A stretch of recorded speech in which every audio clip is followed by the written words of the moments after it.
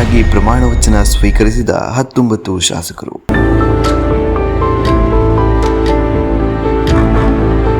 DK ಸಂಪುಟ ವಿಸ್ತರಣೆ ಪೂರ್ಣ.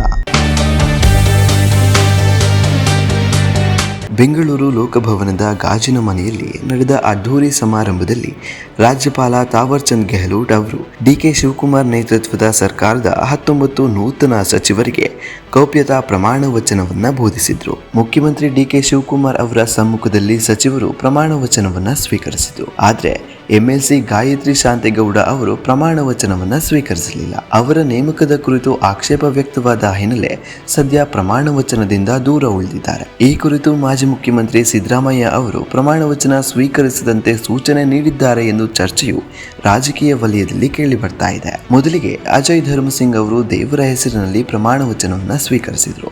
ನಂತರ H C. Balakrishna, K S. Basavanthappa, Basavaraja Rayareddy, N. Cheluvarayaswamy, Laxman Sangappa Savadi, Madhu Bangarappa, S S. Mallikarjun ಹಾಗೂ ಬಿ. ನಾಗೇಂದ್ರ ಪ್ರಮಾಣ ವಚನವನ್ನ ಸ್ವೀಕರಿಸಿದರು. ಮುಂದುವರಿದು PM Narendra Swamy, doctor B R. Ambedkar ಹಾಗೂ ಗಂಗಾಧರ ಅಜ್ಜನ ಹೆಸರಿನಲ್ಲಿ ಪ್ರಮಾಣ ವಚನವನ್ನ ಸ್ವೀಕರಿಸಿದರು.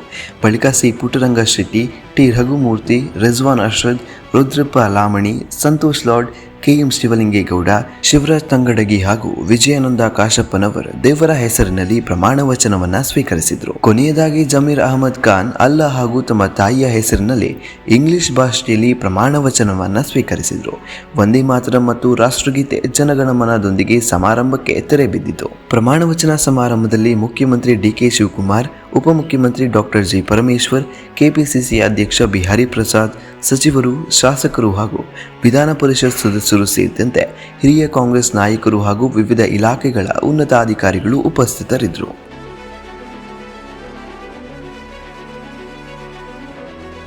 ಅಪರಾಧಕ್ಕೆ ಸವಾಲು ದಿನಪತ್ರಿಕೆ ಜೊತೆಗೆ ಡಿಜಿಟಲ್ ನಲ್ಲಿ ಹೊಸ ರೂಪ.